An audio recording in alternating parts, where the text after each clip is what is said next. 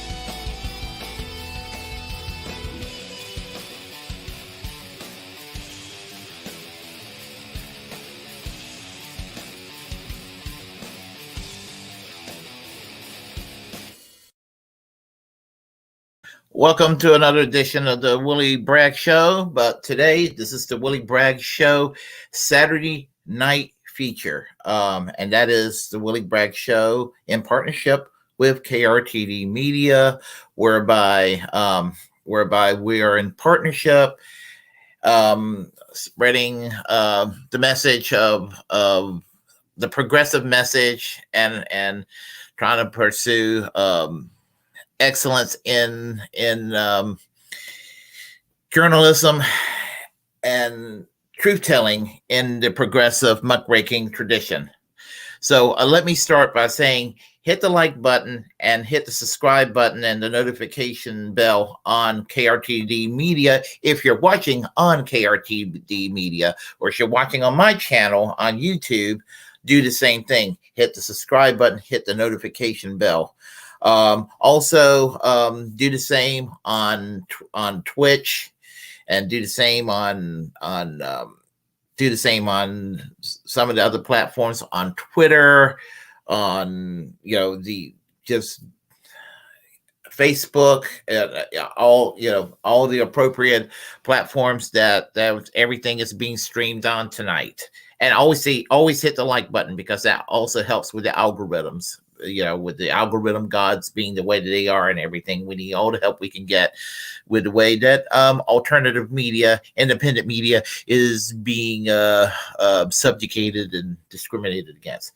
KRTD has a chat line. We have super chats. So whatever you donate to KRTD Media is greatly appreciated. I will gently remind everybody, like every 15 minutes, just gently. So. But anyhow, tonight we're going to talk about basically the various news events that's kind of been just being discussed and all of that, and so from what's been kind of going on and also. Right now, what I'm going to do is since it's Black History Month, I'm going to start with a perspective from Tim Black, and I have a perspective on what he's saying, but I'm gonna share what he has to say about Black History Month, and I will share my take on what his take is. So just give me a quick moment here, and we'll get underway. So let me get everything started over here, and this is from Tim Black from close to last week. So here we go. You know what I hate about Black History Month? The fact that we got a Black History Month. It doesn't make sense. Black Americans are Americans. We should be included in the regular American history. Why are we not? Because white America and the government did not want to put our stories in their textbooks. And then they go around and they tell poor whites, the blacks want to be treated special. They want their own month. What all black people really want, all they really want, is to be included in the regular curriculum. We should be in the American history book. Because we are Americans. When they do include us in their textbooks, they include Harriet Tubman, Frederick Douglass, and MLK. You're not going to hear the MLK that was coming to get his check, or we've integrated into a burning house, or the moderate liberal is our enemy. But you will hear, I have a dream, content of a character, and other Santa Claus versions of MLK, because they don't want our real stories put in their textbooks. See, getting Black History Month was a compromise. That way they did not have to actually put Black history in with American history, because they don't want their kids to know how badly America has treated Black folks all over this country. The statewide textbook selection committees control what went in the textbooks. If you control the committee that votes on what textbooks we use, then you control the curriculum that the teachers can teach from. And who ran the statewide textbook selection committees? White men and white women. Then the State Board of Education. They took over deciding what textbooks will be used. And who ran the State Board of Education? White men and white women who did not want Black folks' history put accurately into the textbooks. See, the worst thing about it is we got a bunch of people every year that say, why do you gotta have Black History Month? They gaslight us with this when we gotta have it because that's all you'll let us have. Why would anybody want their history confined to 28 days? No one would want that. 29 on leap year. We don't want that. We want our stories told with American stories because our stories are American stories. Oh, Tim, it can't be that bad. You're exaggerating. In the 1950s, you know that there were schools in Virginia that closed down so they didn't have to integrate? Yeah. White parents were willing to shut down their schools if they had to have their white kids mixed with Black kids. And then they had foundations that opened up private schools for only the white kids. And the Black kids were forced to fend for themselves. Come on, Tim. It can't be that bad. They had to do a better job by now. You must be talking back in the 50s, maybe the 60s. Look it up. 2015. Ronnie Dean Burren took to Facebook to complain about the frustration of a wording used in her son's World Geography book.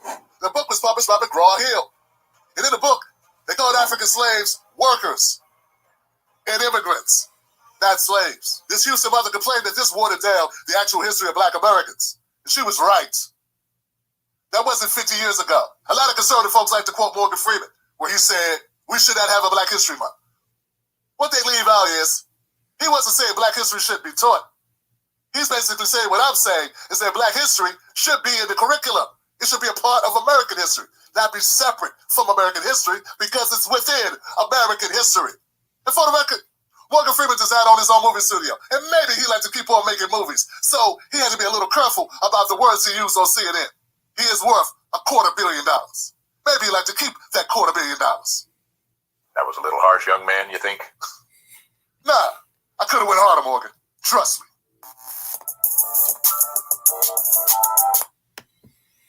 Okay. Let me share my insight on that. I never had a problem with Black History Month, but I mean, he does provide a perspective on that about, that there's a sanitizing of Black history and it's kind of cropped into 28 days each year, 29 during leap year. He is correct on that. And it's basically like Harriet Tubman, Frederick Douglass, and Martin Luther King. And probably now for the time to come, Barack Obama being the first Black president. And, and here's the thing, there is much more to Black history than those people. And what I mean by that is that there's a lot that created to social justice, labor, all that connection.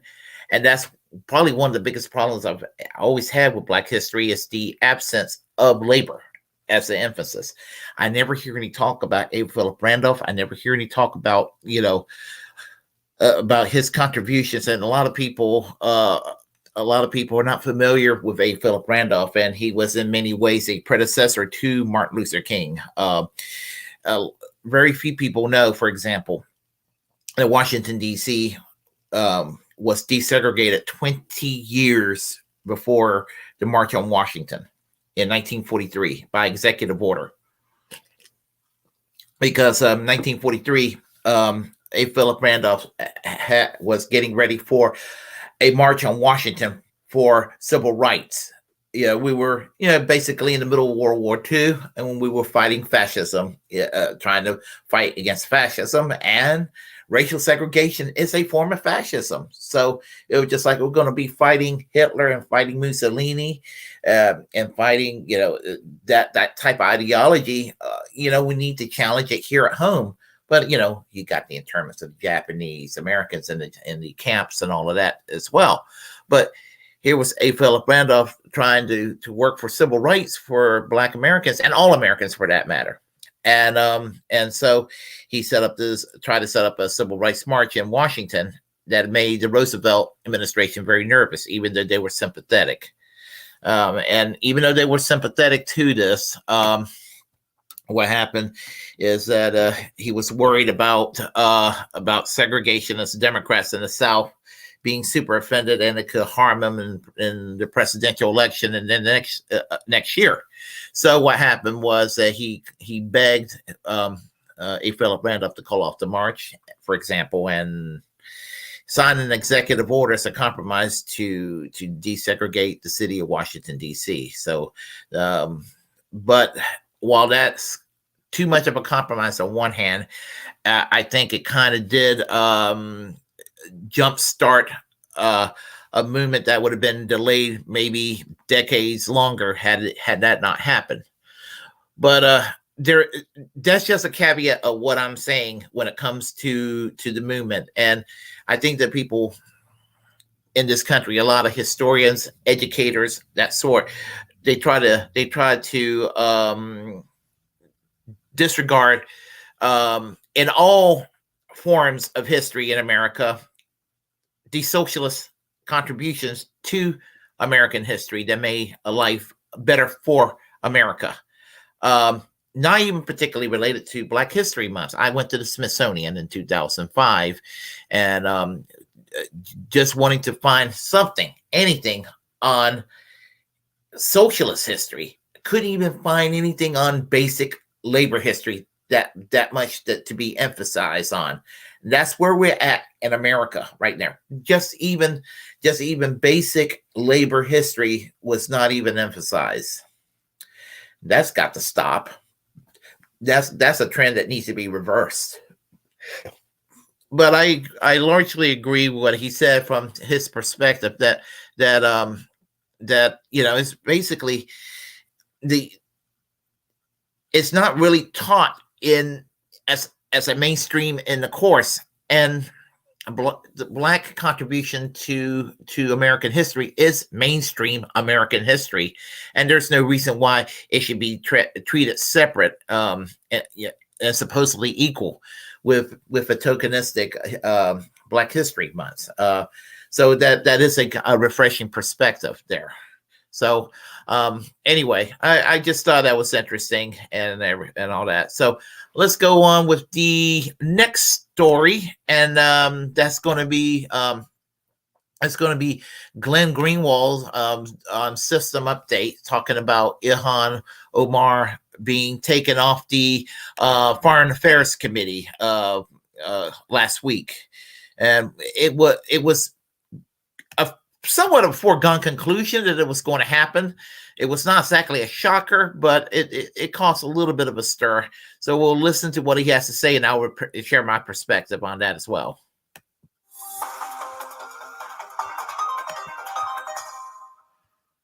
So as all of you undoubtedly have heard, the House of Representatives spent this week accomplishing the first real action under the speakership of new House Speaker Kevin McCarthy. They devoted the week not to speaking about foreign policy in Ukraine and the ongoing war there, or to what the U.S. approach to China ought to be, nor did they talk about how to manage problems with the United States economy or the fentanyl crisis or anything else. But instead, the entire week was devoted, or at least 3 full days, was devoted to whether or not Congresswoman Ilhan Omar, the Democrat from Minnesota, should or should not be removed from the House Foreign Affairs Committee on which she sat since she was elected in 2018. There was a lot going on as part of this debate that I think is really worth taking a look at, even though the stakes of that singular decision are not particularly high. I don't think anyone, including the people on the left indignant that she would be removed, or people on the right who thought it was some kind of urgent priority that this be done, could possibly name a single thing that Ilhan Omar has actually done on the House Foreign Affairs Committee, or how it might be different, the country or the world or that committee, if she were not on it. It's very similar to the debate that happened over whether Marjorie Taylor Greene and Paul Gosar should be removed from their committees, whether or not Adam Schiff and Eric Swalwell ought to be removed from theirs. But I do think it's actually important to note that right before Ilhan Omar was removed by what became a party line vote in the House of Representatives, there were two other members of Congress who were also stripped of their specific membership on a committee. Adam Schiff was the chairman of the House Intelligence Committee. He was poised to become the ranking member of that committee with the Republicans now in the majority. And House Speaker Kevin McCarthy fulfilled his promise to ban him from membership on that committee, arguing, I think, very validly and persuasively, not that Adam Schiff expressed political views that were disliked by Republicans or by a majority of the country, but rather that Adam Schiff serially abused his power as the chairman of that committee by constantly leaking classified information for his own benefit, but more so by using the credibility that many people believe that position has to vest all kinds of obvious lies, particularly regarding Russiagate, with the credibility that comes from that position. That is a clear abuse of power. The arguments about Eric Swalwell were not as persuasive to me. The fact that he seems to have become involved in some way, very personally or otherwise, with someone who turned out to be a Chinese spy. But clearly, in part, there was an element of political retaliation and vengeance, namely that the Democrats under House Speaker Nancy Pelosi had created brand new precedents, ones that never existed before in the House of Representatives, including, as I said, removing both Marjorie Taylor Greene and Paul Gosar, not due to any claims that they abused their power or engaged in ethical improprieties, instead that they had said things that Democrats disliked. In the case of Congresswoman Marjorie Taylor Greene, things that she said before she was even elected to Congress. Now, with regard to Marjorie Taylor Greene, I do not even think she should be serving in Congress at all for her role on January 6th, but that's beside the point right there. But reverting back to Ilhan Omar and Adam Schiff being taken off the committee, it is evident that she was kicked off of the committee because in my opinion, based on vengeance politics. It was based on vengeance politics regarding her position on. In her case, it was her position on Israel, and that's just a no-go in the American political discourse, what's called the Washington Consensus. And with Adam Schiff, I think it was more or less partisan. In his case, it was more of a partisan thing. So, but other than that, I guess I pretty much would agree with Glenn Greenwald throughout everything he just said, and what he said about Russiagate is also correct. So anyway. And people at the time warned that if Democrats are going to create these brand new precedents, Nancy Pelosi did, for the first time in the history of the House, rejected the minority leaders' nominees to sit on a committee, the January 6th Select Committee. She rejected two of them, and that had never been done before. People said at the time, if you're going to create brand new precedents that never existed before, especially all the while that Democrats and liberals and historians and journalists and the whole resistance crowd are venerating norms, the sacred norms that can never be deviated from. And they would spend all their days typing, "This is not normal," to try and denounce the fact that something differently was being done. At the very same time, Nancy Pelosi was radically revising the way that the House of Representatives is conducted because she wanted to satisfy the resistance base by banning members of Congress and committees that liberals hated. People told her, if you're going to do that, obviously the Republicans are not going to let you create a standard that only you get to use against them. They're going to use it against you. Clearly, the effort to remove Adam Schiff, Eric Swalwell, and Ilhan Omar from their various committees was in part an effort to take this precedent and apply it to Democrats, which is completely fair game. Nobody believes in the justness or acceptability of having one political faction create rules that they get to force everyone else to live under that they don't have to live under themselves. Of course, the Democrats want to have that be the principles that guide the House, that you get removed from your committee assignments. If you express political views disliked by the party that then becomes the majority, obviously that's going to be used against them as well, as soon as they're in the minority. People said that at the time. That's part of what this was. And that's true, too, because you can see even in the U.S. Senate, separate body in the U.S. Senate, that someone like Senate, when he is Senate Majority Leader, someone like Mitch McConnell will bend rules in the way that he sees fit, and one rules will go one way in one period to benefit his partisan agenda, and then he'll take a 180 and disregard everything to pursue another path. We could see two illegitimate Supreme Court justices in the court right now as a result of with the death of Justice Scalia in 2016 and Justice Ginsburg, the way he in 2020, the way he responded. So that's kind of connected to the way that Nancy Pelosi has conducted herself in the House as Speaker, and Kevin McCarthy's doing basically the same. It's all vengeance politics. But in the case of Adam Schiff, I think there was a genuine reason, like a very valid reason, why he should not be sitting on the House Intelligence Committee, namely that he clearly abused his power. We devoted an entire show earlier this week to chronicling his serial lying and his ethical transgressions, and so I think that case has been made very validly. What made Ilhan Omar's situation different was that nobody was claiming she had engaged in any ethical transgressions. Obviously, there's a bunch of internet claims about things she did with her family. We interviewed Congresswoman Marjorie Taylor Greene, who was in favor of removing Congresswoman Omar, and she alluded to some of those, but that wasn't really part of the case against her. The argument was that, like Marjorie Taylor Greene and Paul Gosar, Ilhan Omar had said things that Republicans and many other people found offensive, political views, that the Republicans specifically were claiming were anti-Semitic. Exactly the same thing, by the way, the Democrats are saying about Marjorie Taylor Greene, that she had made anti-Semitic comments as well, so that the parallel could not have been more perfect.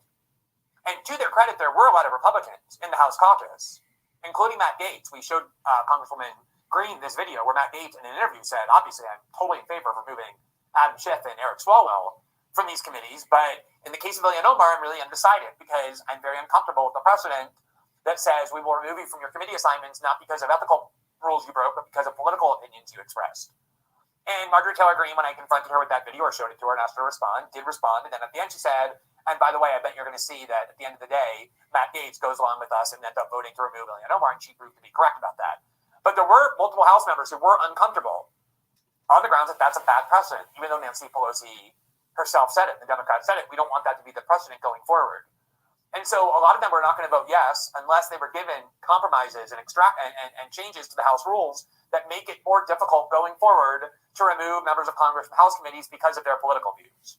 So I think if Congressman Gaetz were here right now, and we hope to have him shortly here to talk about not just that, but many other things, he would likely say the reason why I ended up voting yes, despite my concerns, was because Kevin McCarthy and the House caucus agreed that in the future, the rules will be such that this precedent will be severely narrowed. It'll be much more difficult in the future to punish people for their political views. But I do want to examine a couple of aspects of the debate that emerged, because I do think there's some interesting parts of it, and I just absolutely have to begin with the video of Alexandria Ocasio-Cortez's.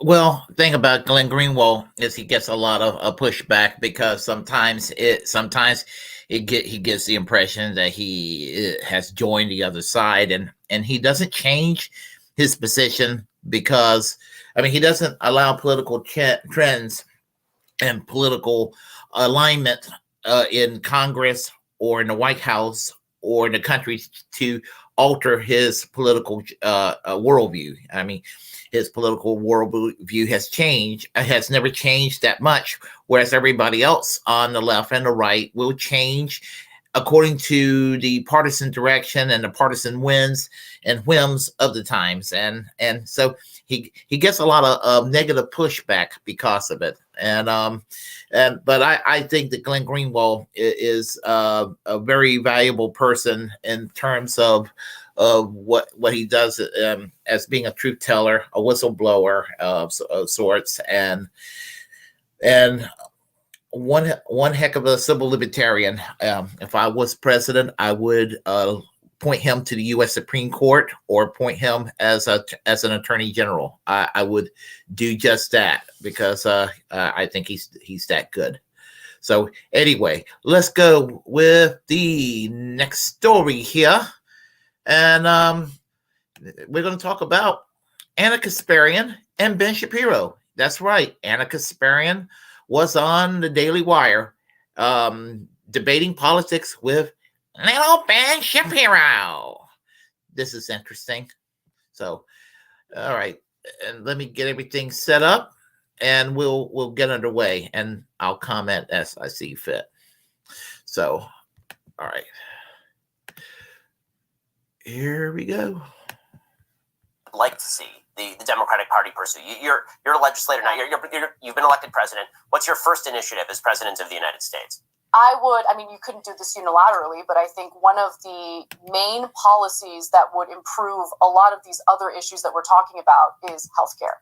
Single-payer healthcare, or at least, in the very least, in the short term, just reform healthcare to a point where everyone has the coverage they need to get the care they need. So the untreated mental illnesses that we're seeing on our streets right now, that is a byproduct of a broken healthcare system.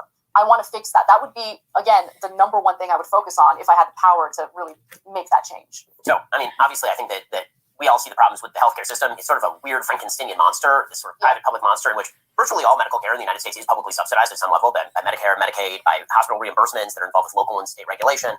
Ben Shapiro, government doing stuff isn't socialism. Stop it with a straw man. The levels of regulatory thickets and the amount of administration, the administrative cost for healthcare in the United States is extraordinary. Yeah. It's extraordinary. And, I think that the big problem with healthcare is that everyone, it's such a thicket now that no matter which side you come at it from, you are going to get wrecked for even poking a stick into it, right? The minute you poke a stick at it, ooze comes out. Because if you come at it from my side of the aisle, which is it needs more privatization, we should get rid of the connection between your employment. If I were coming at this tabula rasa, you get rid of the connection between your employment and your healthcare. It's absurd. Why is your employer paying for your healthcare in the first place, right? You should. Well, how would people? So, look, I agree with you on that. I think a single-payer system would do away with the need for employers to provide coverage for their employees. I actually hate the system where if you're working at a place that you might despise and you want to move on, or maybe you want to start your own business, right? You're less willing to do it if your healthcare is reliant on you staying at the company you hate so much. Right. I think it's actually stifled a lot of economic growth. I think there'd be a lot more small businesses, successful small businesses, if people had that freedom to just walk away knowing that they wouldn't lose their health coverage as a result. You get right. What I'm saying? Okay, I want to interrupt for a second. And she is actually correct. I'm not a fan of the Young Turks anymore, but I'm going to defend her for Anna Kasparian for a moment. She is absolutely correct. And I do not understand the American conservative mindset that they love capitalism so much that they're willing to destroy the capitalist the capitalist economy to preserve this monstrosity called for-profit healthcare. For-profit healthcare is more destructive to the so-called free enterprise system than anything you can imagine. It is a behemoth that needs to be brought down, this for-profit system. It ties you to jobs that you hate. Basically, it harms your mobility. It's the reason why there's a lot of outsourcing to other countries for lower wages, because a lot of the costs, some people say unions are the reason why we have all these jobs went overseas. Well, 6% of the workforce in the private sector is unionized. So you can't blame unions around. And believe me, the people are still blaming unions, 6% of the workforce, for the problems of this country today. You can imagine that. But you can't, when mathematically, you just can't. In fact, I will argue if we were 30% of the workforce or 35% of the workforce like we were in the 19s, I would even say during the 1970s, we would be a heck of a lot better off today. The standard of living has gone down. But healthcare is tied in with the labor costs. And if you have the government somehow guaranteeing medical care, that would be a disguised capital gains tax cuts for businesses. It would actually provide a United States economy with a more competitive edge. It would be a form of welfare reform, because people who are on public assistance now go on public assistance to get the medical services that they need, because going on public assistance is the only way they can get the medical assistance that they need. But if that barrier was removed and everybody has medical care, they could continue to work, and you will have actually fewer people on public assistance. So I think it's a win-win for everybody except for the insurance companies and except for pharma and other predatory institutions tied in with for-profit healthcare to have universal healthcare. But anyway, I just don't understand. And also, a dirty little secret that a lot of Americans can't fathom in their head, even fairly knowledgeable Americans, it's more expensive to open a factory in the United States than it is in France. Think about that for a moment. First of all, I totally agree with you. I think that's why I would prefer to go back to individual and community-based insurance. Right? This is why the lack of social fabric really is a problem, because in my vision of a perfect healthcare world, essentially, because you know your neighbors and you know your community, you don't want your neighbors to die. Your community helps subsidize your healthcare. But I have very serious doubts about the national community subsidizing healthcare at a large scale, because I don't know that person in New York. I don't know what their habits are. I don't know what incentives they have to engage in the healthcare structure. And you do see a wide variety of sort of models that have been used, right? Singapore is a much more privatized healthcare system than, for example, Great Britain. So there are a bunch of different ways to sort of slice this particular issue. Yeah, what's interesting, because we hear a lot of, I feel like the right wing in America puts words in the mouths of Canadians and people living in Great Britain when it comes to their health insurance, policy, and their nationalized healthcare. But you talk to them, and they seem to love it. So I'll give you an example. So when Boris Johnson, I'll give an example. Jordan Peterson, a fellow conservative with Ben Shapiro, when he was on the Joe Rogan podcast a couple of years ago, Joe Rogan asked him about the healthcare system in Canada. And I am no fan of Jordan Peterson, but Jordan Peterson surprised me for the better when he said that it's better to get sick in Canada than it is to get sick in the United States. He doesn't care for the American way of doing healthcare. He thinks that the American way of doing healthcare is ridiculous. Just to give an example of a stop clock giving the right time twice a day. But anyway. I'll give you an example. So when Boris Johnson was running again for prime minister, what was really interesting is how he kept emphasizing the need to bolster. Oh, it's a third rail there. You can't touch it. But it's a third rail because of how much the people living there love their healthcare system. Margaret Thatcher did not privatize the NHS, and she was actually the worst prime minister that Britain ever had. But as much as she attacked the unions and privatized as much as she could in the UK, the one thing she did not touch was the NHS. And I think she didn't touch it for two reasons. One, it would have been political suicide, and the Conservatives would never, ever, ever get back into government again. And two, I think that she probably had enough common sense about her, unlike the American counterpart of the right wing, that she knew what the American nightmare is like and knew what would happen if the healthcare system in the UK were to become Americanized. The last thing that the UK would ever need is Americanization of the NHS. The last thing that Canada needs is Americanization of their Medicare for all system. That last thing that any universal healthcare country in the developed world and the developing world needs is the American way of doing healthcare. This is not American bashing, but the way that the Americans do healthcare is the way that all countries should avoid at all costs. Do not, if you're creating a new country, if somebody can create a new country, and a new country's being created, and you're just kind of doing everything. You're creating the infrastructure. You're creating social services. You're creating everything that makes society function in the public and in the private sector. The one thing you don't do in the creation of a new country is to follow the American example of healthcare. It is the last thing you should do. Anyway, well, and by the way, Boris Johnson praised the NHS when he had COVID. He praised the NHS for the wonderful work that they have done in getting him back in good health. What does it tell you when Margaret Thatcher, the late Margaret Thatcher, and Boris Johnson are to the left of Joe Biden, to the left of Nancy Pelosi, to the left of Kamala Harris, to the left of Chuck Schumer on healthcare? What does it tell you about this country? And so there's freedom that comes along with that.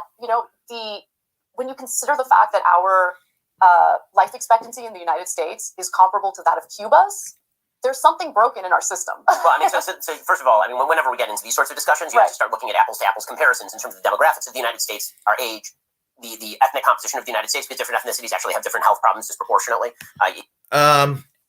What do you mean by, different ethnic groups? You get sick, you need help. I don't like that argument about, the ethnic composition.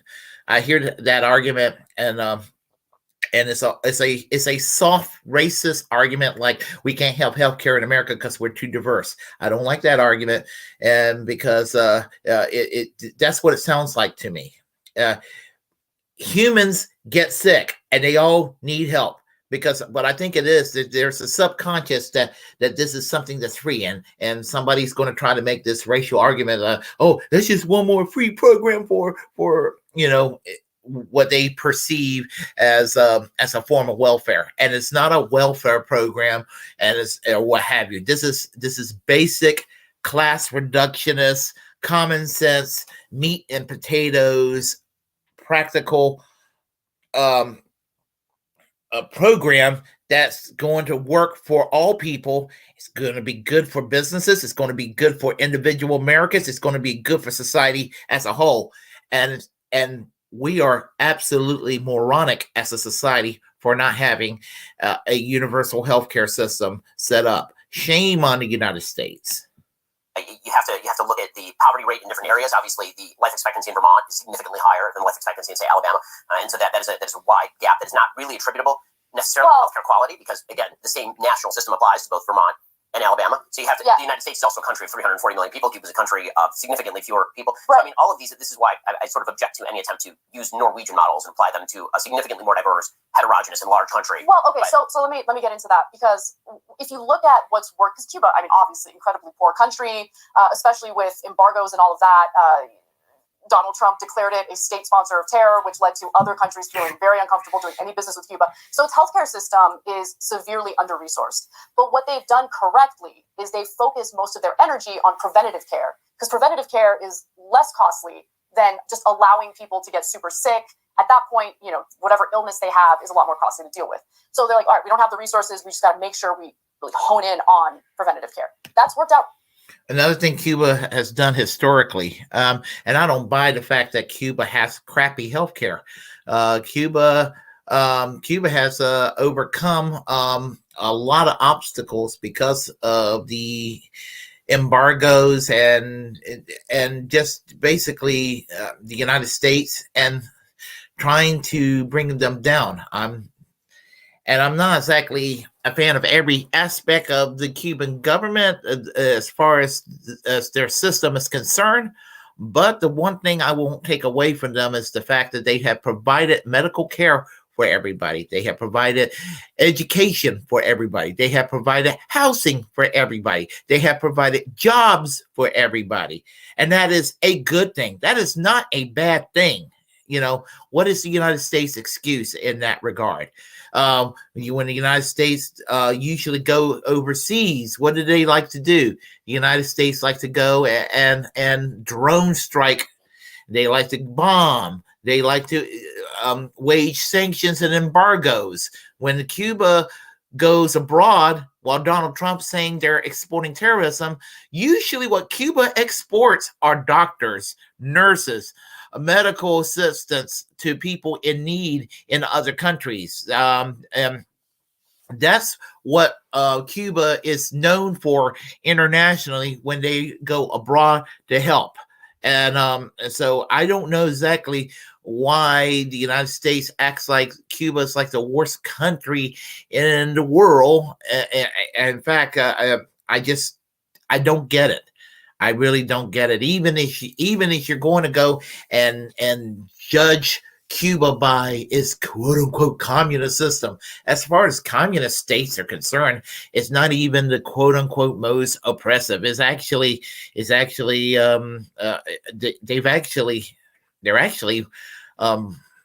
became more free in the last 30 years. And they will probably be more acclimated to more of a free society if the United States just leaves them the hell alone. But anyway, out really well for them. Whereas in the United States, people aren't getting the preventative care they need to prevent severe illnesses because it's so costly, right? So we need to do something. Well, I mean, first we should tell people to stop eating so much. I mean, the United States is an extraordinarily fat country. I mean, by the stats, we're a very fat country. I mean, you compare us to Cuba, you compare us to anywhere in Scandinavia. This is a country that has, and this is why during COVID, people would say 40% of the population has pre-existing health problems. And meanwhile, Sweden's like, let her rip, man. We're all in great shape. But it's, so again. You want to know why people have health problems and are overweight in spite of having fairly low unemployment here in the United States, Ben Shapiro?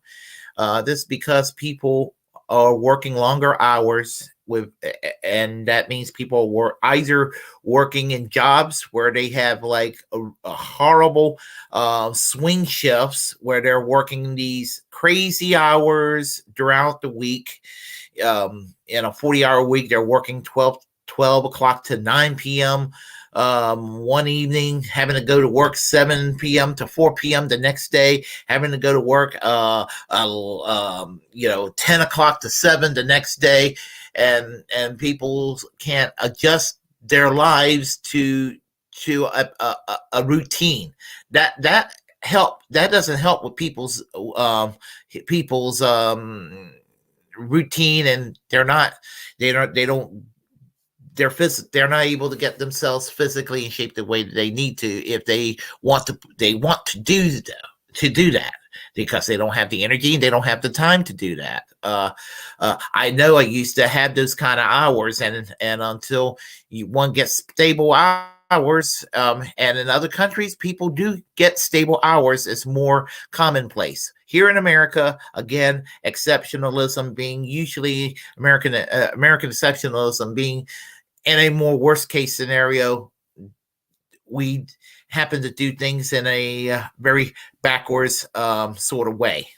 That's one thing. And people don't, there's a little bit less driving around in other countries, but I'm not saying people should give up their car or anything. So anybody who wants to put words in my mouth, don't do it. Again, comparing apples to oranges is a very difficult thing. When it comes to the NHS or Canada, the only pushback that I give there is that you'd be hard-pressed to find a government-provided universal system of any sort that is widely disparaged by the people who benefit from it. Meaning that if you have no available alternative, people who are on food stamps like the food stamp system, people who are on welfare like the welfare system, people who get student loans like the student loan system, people who get government-subsidized mortgages like government-subsidized mortgage system, once you make people dependent, which is why in the United States, as I say, anytime you poke the status quo from either side, you get penalized, right? People will say, I hate my healthcare, and then the minute somebody tries to screw with their healthcare, they're like, God, we got to go after them. I mean, I think Medicare is a good example of that. So Social Security. I mean, they're both going to be insolvent, but that's. I don't think that's necessarily true. Raise taxes pretty dramatically, yeah. or lower benefits, or lower the retirement age. I mean, yeah, I think you're going to hate me for saying this, but I think the cap on Social Security taxes should be lifted entirely. Oh, no, I'm not. By the way, that is at least an ideologically consistent position. Yeah. Meaning that if you are going to say that we need to maintain Social Security as it currently stands, as a defined outcome plan as opposed to a defined contributions plan, then of course you're going to have to raise taxes. My personal experience with sort of a Medicare for all system is in Israel, their emergency care is very good. And if you have cancer, you are in serious trouble. And this happens to be what the statistics kind of bear out. The United States has the highest 5-year survival rate for things like. That's not true. It's not true. Rudolph Giuliani made a similar comment when he had cancer about the UK, and it turned out that it was the opposite. If you have cancer in the United States, you can't afford it. You're in trouble. If you have cancer in the UK, you have a pretty good chance of overcoming it way better than you do in the United States. If you have cancer in Israel, you have a better chance of getting over it than you do here in the United States. Any country that has a universal healthcare system, you're going to have a better chance of getting over cancer than you would in the United States, simply on the basis of costs. Even if the United States has the best technology and the best medical solutions to and medical response to cancer, what have you. What good is it if you can't afford it? Oh, I'm dying of cancer and I can't afford it, but at least the people who can afford it, they can have it. Come on now. Weak argument, Ben Shapiro. Weak argument. It's like breast cancer. If you have a serious disease, people are coming to the United States for surgery, for treatment. If you have a broken arm, you're probably better off in a nationalized healthcare system because it's a fairly simple thing to solve, and it's not going to cost you, quote unquote, anything except indirectly. But I think it's really important to differentiate the quality of care that is available in the United States, which I agree with you is fantastic if you can afford it. And when it comes to your life, or when it comes... Actually, France and Italy has the highest quality healthcare system in the world. The qualities argument about the United States is a farce, by the way. To a family member's life, let's say you don't have the money up front to pay for the procedures or the treatment that you need, right? People are willing to go into debt because at the end of the day, it's about your life. And I am tired of seeing elderly individuals, retired individuals in this country lose everything, go bankrupt because of how broken our healthcare system is. It needs to be fixed. So on one hand, I agree with you. The quality of care is certainly here. It's where people come to get the treatment they need. But in a lot of cases, Americans go bankrupt for this. Thanks for watching The Young Turks. We really appreciate it. Another way to show support is through YouTube memberships. Yeah, I don't want to particularly want to advertise the Young Turks that much these days. But anyway, that's pretty much what I have to say on that one. And of course, Ben Shapiro being wrong as usual is what he's known for. Honestly, I don't know why people give so much credence to him. Like, oh, he's so intelligent. You know, talking 50 miles an hour. No, talking 100 miles an hour does not make you intelligent. And for some reason, people think that, oh my God, because Ben Shapiro can talk so fast, I mean, that makes him intelligent. No, not at all. Not at all. So anyway, next subject will be Dave Rubin. Speaking of the Young Turks, and the Amazing Atheist has some words to share with us about Dave Rubin. Let me get to it, and we will get started, because Dave Rubin has worn out the term woke. So, and he's going to let us know about that. Hey, hello, Dave Rubin. What you got for me, buddy? That because the woke thing is so out of control, and because 2 + 2... Oh my God, yeah, the woke thing, bro. You seen this woke thing? You guys heard about woke? Hey, it's me, Dave Rubin. You guys heard about woke lately? Hey, it's me, Dave Rubin. Have you guys heard about woke? Are you guys aware that things are becoming woke out there in the woke world where things are woke? You guys heard about woke lately? Man, I don't know if you guys have heard about this, but this woke, it just seems like it's so woke, and it just woke, you guys. Oh my God, wokey, woke, woke, woke. Have you heard about woke? Woke's coming for you. Woke killed your dog. Woke wants to burn your house down. Buy my book to learn how to stop woke from burning your house down. Oh my God, wokety, woke, woke. Mr. Rubin, is this woke in the room with us right now? There he is. There's woke! Get out of here, woke! You torment me, no! Everything these days is just woke, woke, woke. A man can't even tell a joke, 'cause everything is too damn woke. Woke the musical, yeah. Women think they're the equal of men, and they can use the singular pronoun them, because things are too woke. Oh no, oh woe is me in this woke country. Woke, woke. Oh my God, it's so woke. Have you guys seen how woke it is? Oh my God, I found that to be quite woke. Well, I never woke. Woke. Oh, it's woke. Oh no, everything's woke. I just looked at this water right here. And one of my ice cubes is being played by Rosario Dawson. This water's woke! This water's woke! They're trying to make us all starve. They're trying to make us all die of thirst out here. What are we going to do now the water's woke, boys? What are we going to do? What are we going to drink? Everything's got water in it. Wait a minute. The human body is 80% water. That means I'm 80% woke. No! No, I'm upside down now. God damn, bro. I thought I was an atheist 5 or 6 years ago. I'm not anymore. I'm a believer. I toured with... You thought you were an atheist? I thought I was an atheist, but then I talked to a bunch of the people I was grifting, and it turns out that yeah, I should probably just say I'm a Christian now. Yeah. Jordan Peterson. He literally is probably just like a few years away from the straight conversion. You know, I used to think I was gay, but as it turns out, wow, he is great. God damn, I love that stuff, you know? Man, that sweet pink fucking pussy. I love fucking that thing. That state in a way, because liberalism in its truest form should be able to stand on its own, but the left has destroyed liberalism, changed things so that words have no meaning anymore, and no, if we change things where words didn't have any meaning anymore, there's literally no way for us to communicate with each other. I would just be listening to you utter syllables, and you'd be listening to me utter syllables, and neither of us would comprehend a thing. Be like, huh? What? Huh? What? Huh? What? What you're complaining about is not that the words don't mean anything anymore, you baby. Hey, son, there's 3 forms of the word there. There's the contraction of they are, and then there's the possess. Shut up, Dad! What? Words even mean anything anymore? What? 3 theirs? How am I supposed to remember that, Dad? The definitions of some words have been amended. It's pretty normal as civilization evolves, okay? I know that you in particular are grateful for the redefinition of that word marriage, right? Remember when marriage used to mean something that was disadvantageous to you?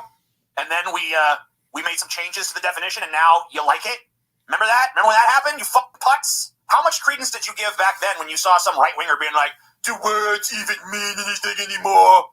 You know how you thought that guy was a dumbass? Well, guess what? That's you now. You are now that dumbass, Dave. Congratulations, you moron.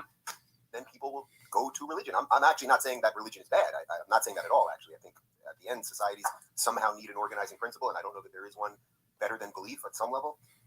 I do. There is. Yeah, there's lots of better ones. Forming a society on the basis of a lie that we exist to glorify a God that doesn't exist, that's actually not a great idea.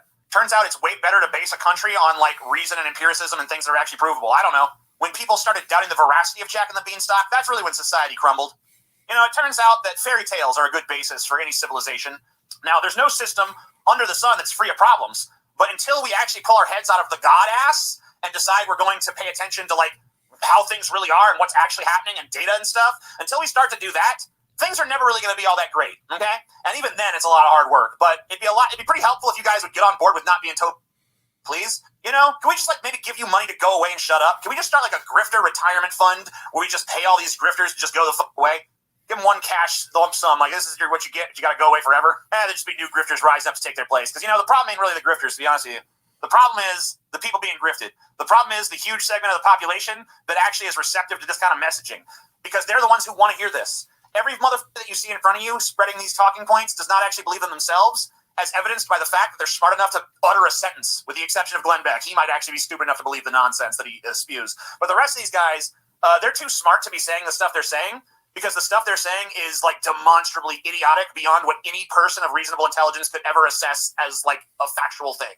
So that leaves only the option that they are grifters, and that means they're totally motivated by money, and what they have chosen to do for their chosen profession is lie to idiots for money. So how do we stop them from doing that? Well, the only solution I really see is less idiots. Because as long as there's idiots, people are going to pander to them. And as long as people are pandering to idiots, society can't advance. Therefore, we need less idiots.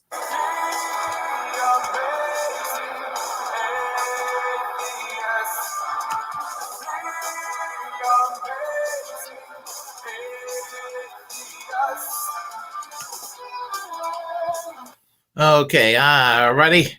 That was some more amazing atheists there.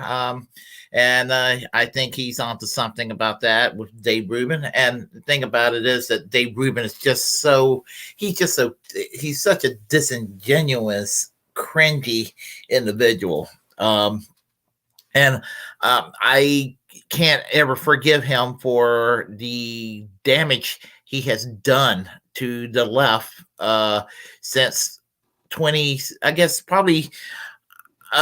not going to say 2015 when he left the Young Turks, because arguably when he left the Young Turks, he was still somewhat on the left.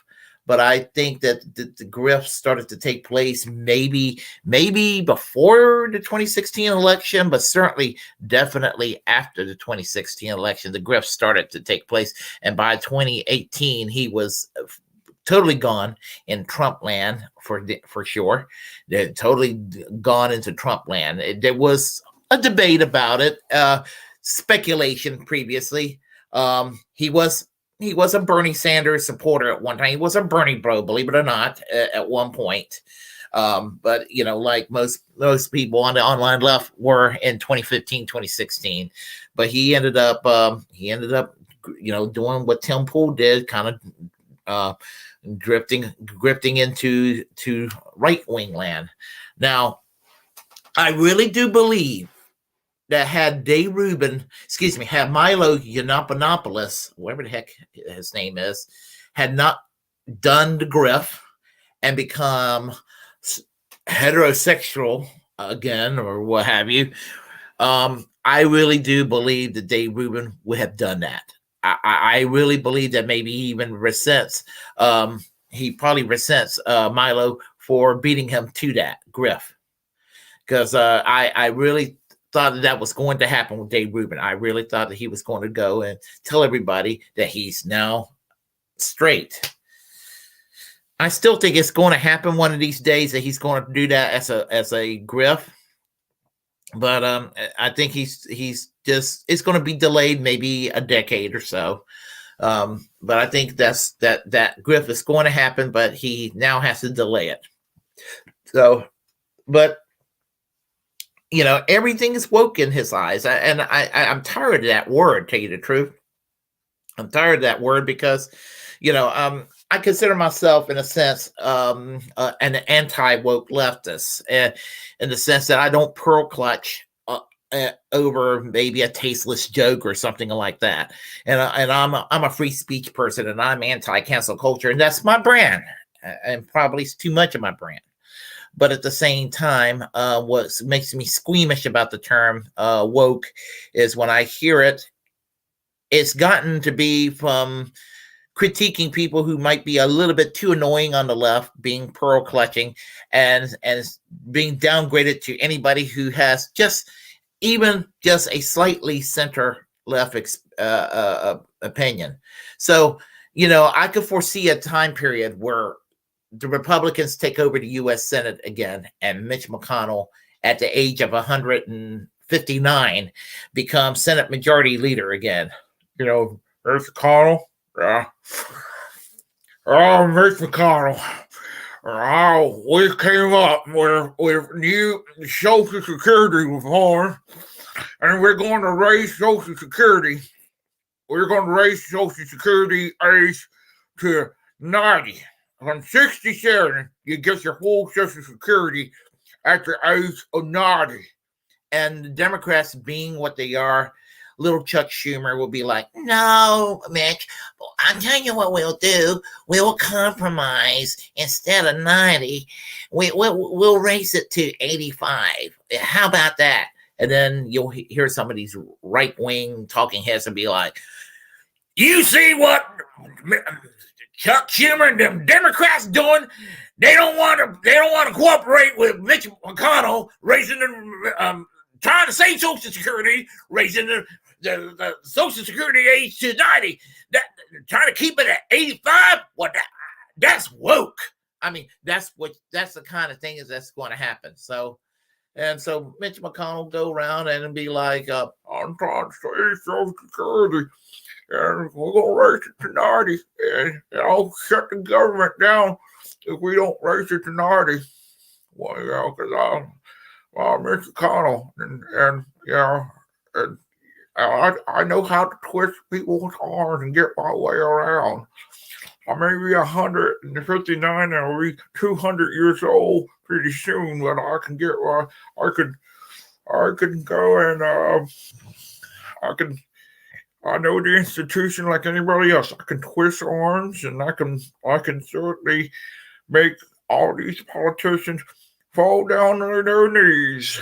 And that's Mitch McConnell in a heartbeat. So that is Mitch McConnell in a nutshell. So anyway, we do have what is called super chats here now on KRTD media. So just a gentle reminder, and I should have done that. I said I was going to do that every 15 minutes, and I did do it at 9:15 or 9:30 or 9:45, but I'm doing it now at 10 o'clock. I'm going to try to do it for the remainder of the show. So, just if there's if anybody wants to go and donate, please do so. So to help out with independent media, because independent media is greatly needed with the way that mainstream media handles itself today. So, all right, let's do another story here.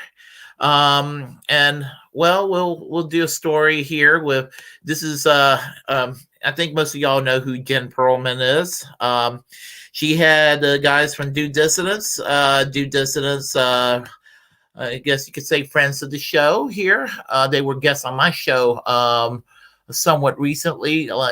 So anyway, they were on generational change. So the name of this is Rational Harm Statement. AOC's Rational Harm Statement, and that's on generational change. And Keaton and Russell from Due Dissidence are guests on the show. So let's go ahead and get started, and I'll share a few words. So let me get started over here.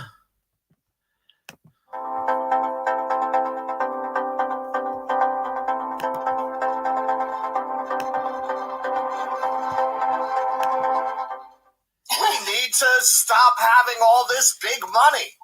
You guys, all the Lobster Newberg, this stuff has to go. And they're gonna listen to you? Why would they do that?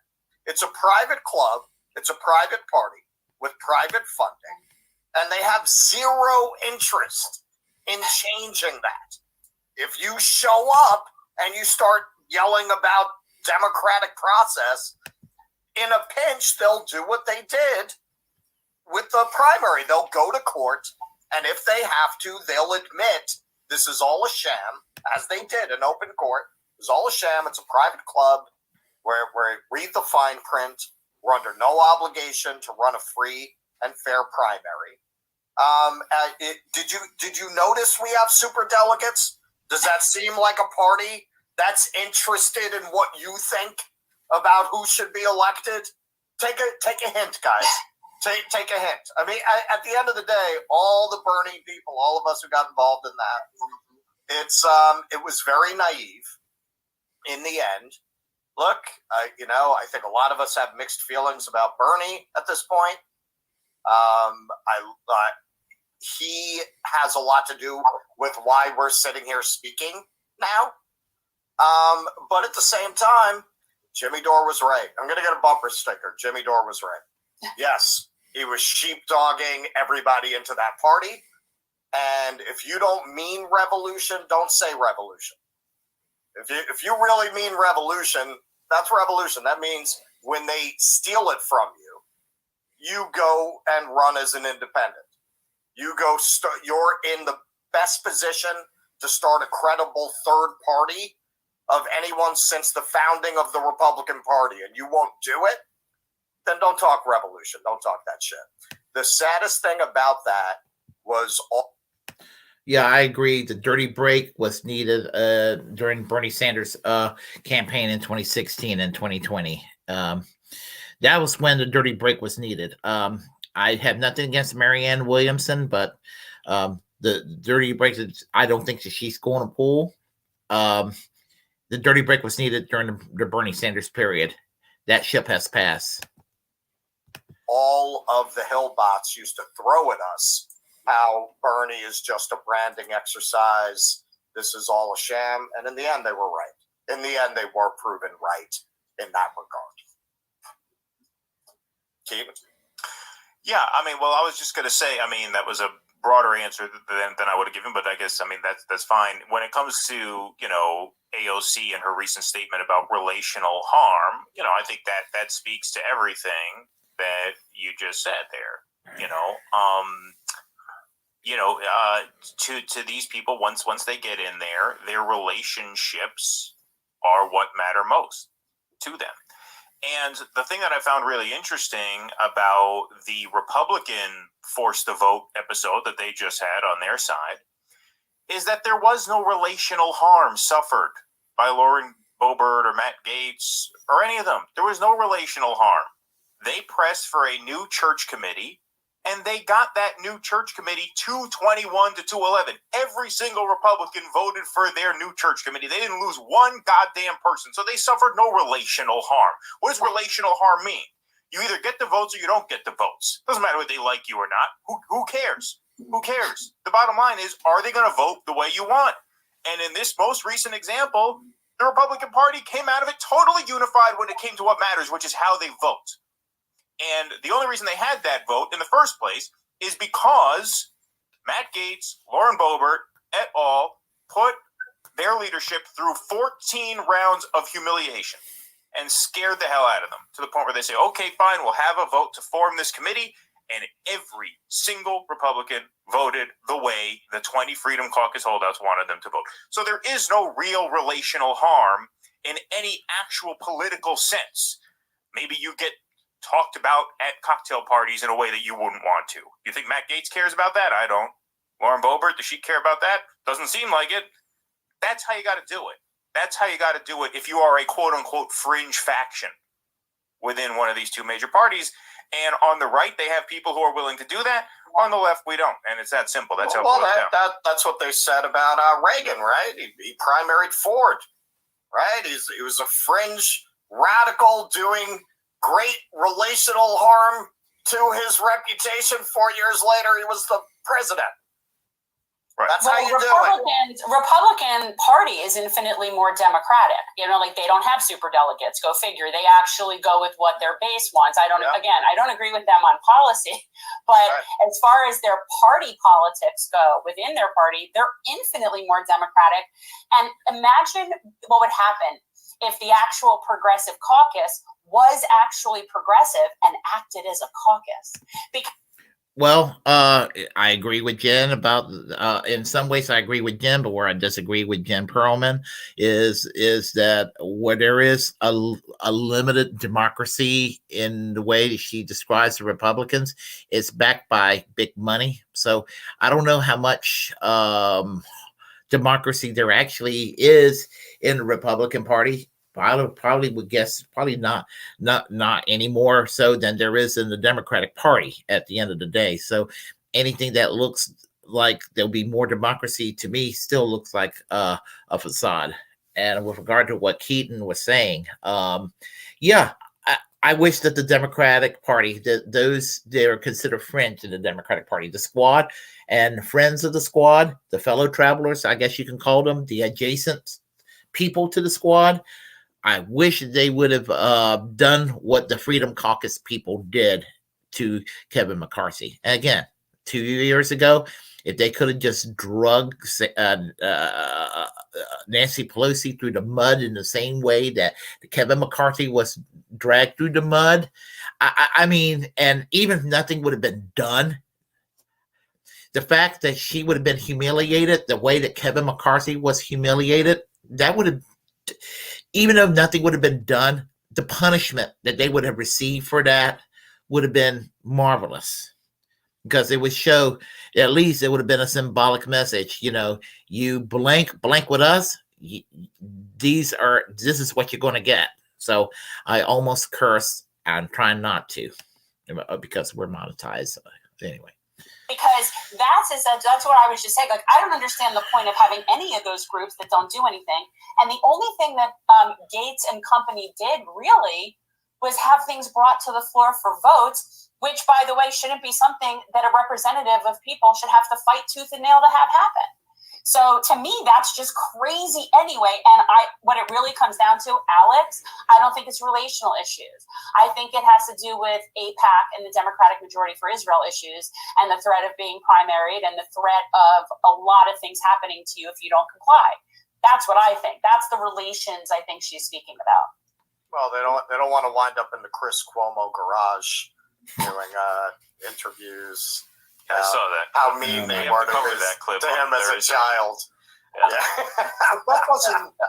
But to me, that doesn't compute, because if you're so popular in your own district, if you're really involved with what's going on in the community in terms of making it better, especially if you're in New York, and listen, I give Alex a lot of credit for what she has done to inspire a lot of people in New York City. Her efforts on the Hill are obviously slim to none, if anything at all. But in terms of what has happened in New York City, I would definitely say that she has had a direct correlation to the amount of people that have stepped up for especially city council positions and things like that.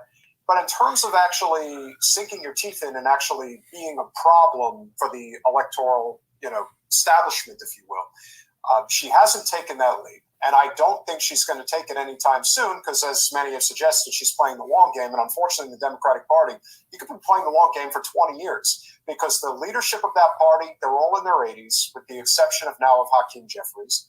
But when the two leaders of your party are from New York City, when people talk about the Democratic Party being a party of coastal elites, I mean, you're just giving the independent, average voter, all the information they need to form a conclusion of that we don't really care about working people in this country. Thanks for watching.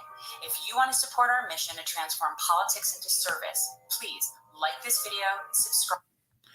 Yeah.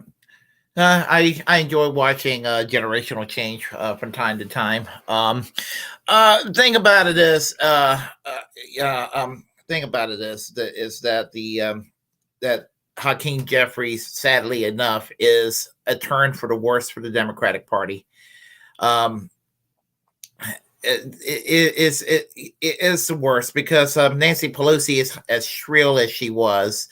Her politics was mildly better than Hakeem Jeffries. I mean, Hakeem Jeffries is more of a corporate Democrat than even she is, and she was bad enough. I mean, Nancy Pelosi was bad enough. There was a time when Nancy Pelosi was actually kind of decent in the 1990s and the early 2000s, but she got progressively worse over the years. I think by the time she became speaker is when she started getting worse and worse and taking a turn for the worse. There was a time she supported, for example, single payer Medicare for all, and now she doesn't want anything to do with it. She looks at it and act like it's the spawn of Satan coming at her. I mean, so that's how she's evolved in a regressive way, and AOC probably is going to be that way in about 30 years. I mean, anybody who sits there and thinks that AOC is with us right now are only kidding themselves. As I said, the rail strike vote was the last straw. I was like, I washed my hands. I was just like, no. You're part of the problem now. There's no if, ands, or buts. No debate about it. You go and do your vote to bust a rail worker strike. That puts you in Reagan and Thatcher territory, as far as I'm concerned.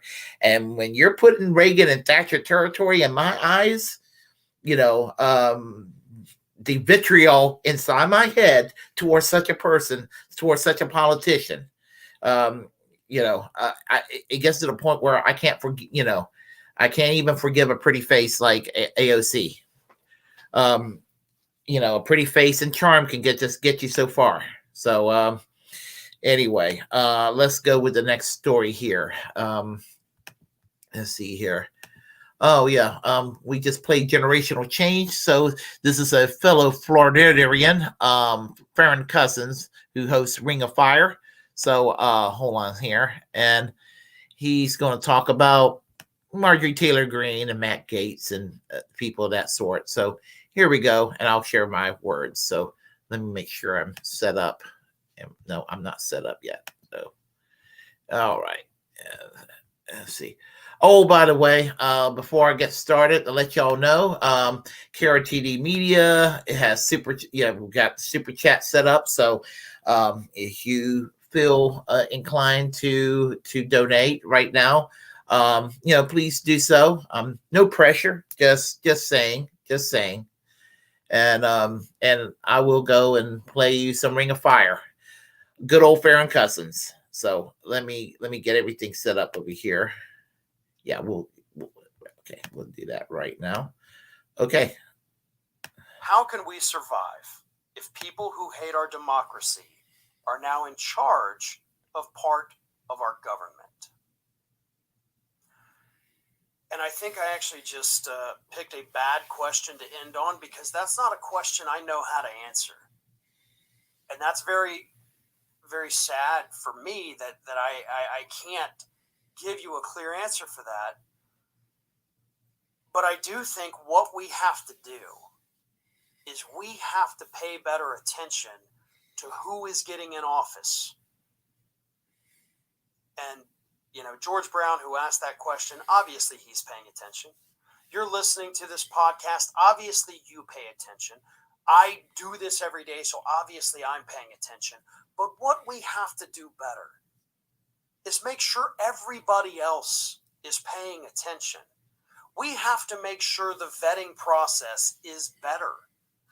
And part of that, by the way, when we talk about these government-hating Republicans who now have positions in government, part of that means holding the Democratic Party responsible for that.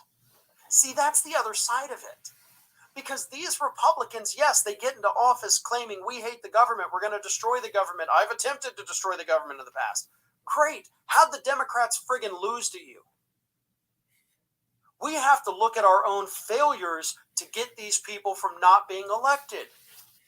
And if we have leadership in our party that is running a bad campaign or putting up bad candidates, we have to step in and say, you're gone too.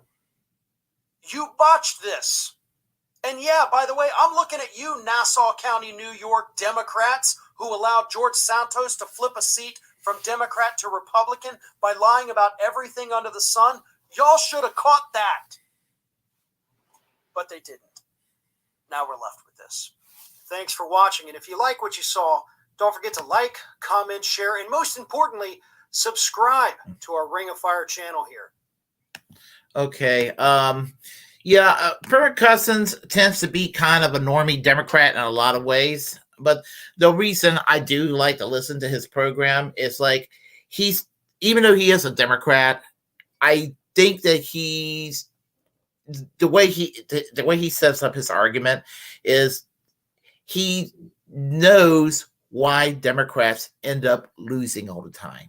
And it frustrates the heck out of him. I don't know what his position is on force of vote. I'm almost afraid that it will be an unsatisfactory position, but I'm going to overlook that. But just about on all other issues, I do think that he tends to look at the Democratic Party and he sees where they have egg on their face and they end up losing in areas where it's an easy win. And that's why I like listening to him. But I will say to Farron Cousins that the answer is not the Democratic Party per se. The answer is build a Labor Party. But I'm not going to be judgmental to those who continue to vote for the Democratic Party. I understand at the end of the day that the Republican Party is worse. Look what you got. Some of the people, from the so-called pseudo Freedom Caucus. Let's start calling them that. I don't want to even acknowledge the Freedom Caucus as the Republican Party as being pro-freedom. They're allowed to get away with calling themselves pro-freedom and pro-liberty when they have been very loud about how they favor censorship and cancel culture in their own way, and all of that. So let's keep things real in perspective here. But the Republicans, a lot of them come in there, and they don't really hate government like they claim. They only hate parts of government that's there to benefit ordinary people, the poor, the middle class, and even in Nina Turner's words, the barely middle class. That's the part that they hate. They want to destroy that. The military-industrial complex. Now, a lot of them still are all for that. You just don't believe me? Listen to Lindsey Graham anytime talks about foreign policy, and you'll see what I mean. And as an example, you hear them talk about you hear Rich Carnal, is corporate welfare all the way. They want to get rid of the entitlements, and they want to, and turn them into welfare programs to create class-based and in a lot of cases race-based resentment, and in other words, create a kind of a counter reactionary right-wing intersectionalism. In other words, kind of equate race and class in a way that is divisive, and it causes people to crave more privatization and more reactionary market reforms and all of that. And he seems to be aware in ways that a lot of normie Democrats just don't, because they just think that voting D beside your name will just make those mean old Republicans go away. And somehow they come back, and they come back crazier.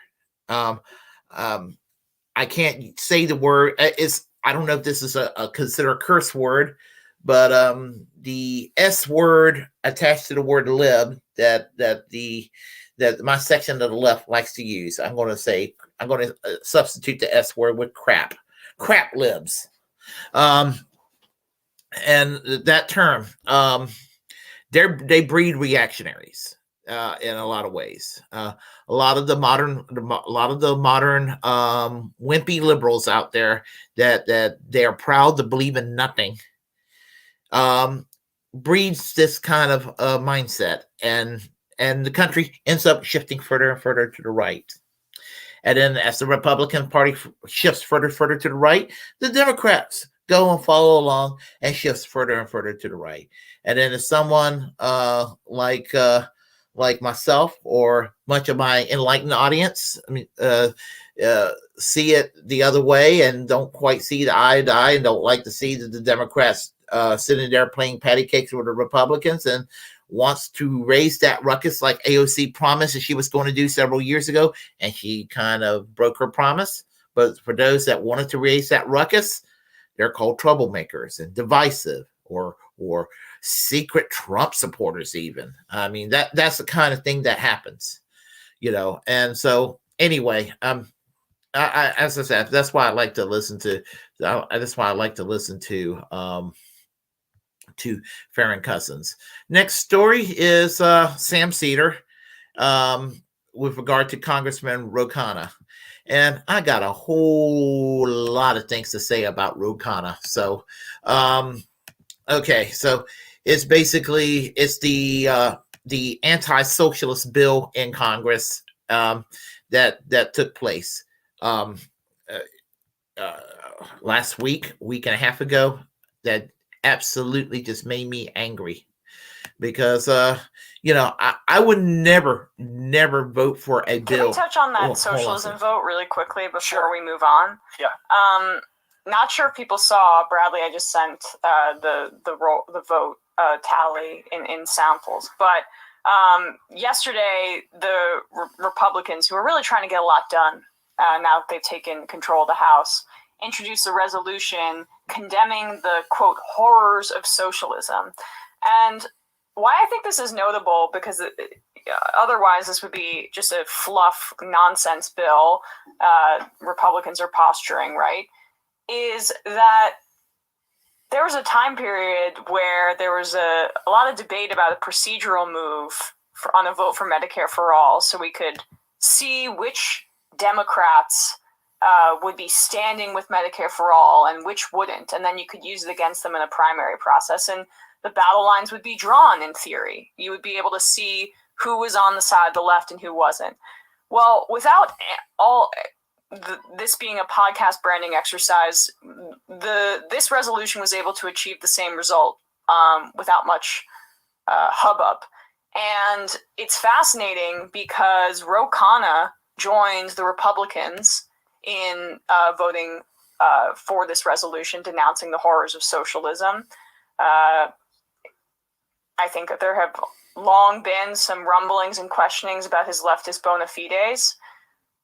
This should add to that, certainly. The entire squad joined and voted against it, including, AOC, Ilhan Omar, Mark Pocan, kind of adjacent, but Ayanna Pressley, Katie Porter, which is encouraging as well. She voted against this garbage.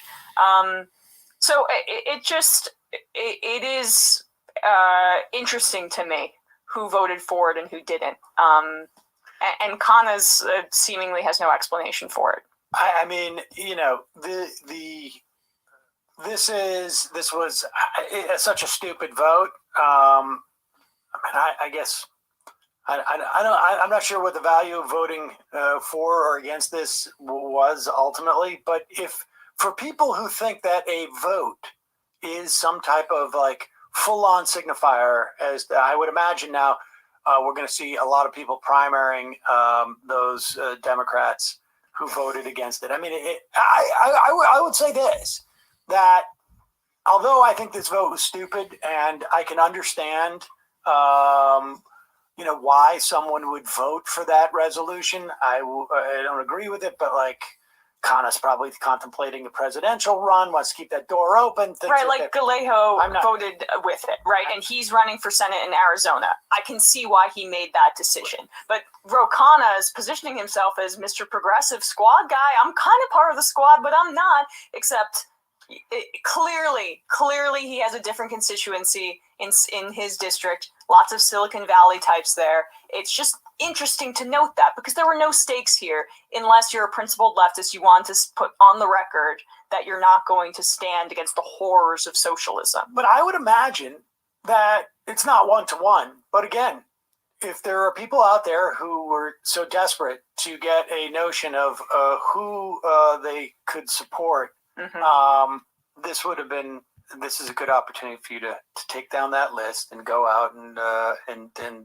primary people. But of course, it was yeah. But those 86 who voted against it, it's good to know. It's like, that's a list of people who you can work with. It also, one side note, being my bonnet about this Ro Khanna vote, like, he endorsed DSA candidates.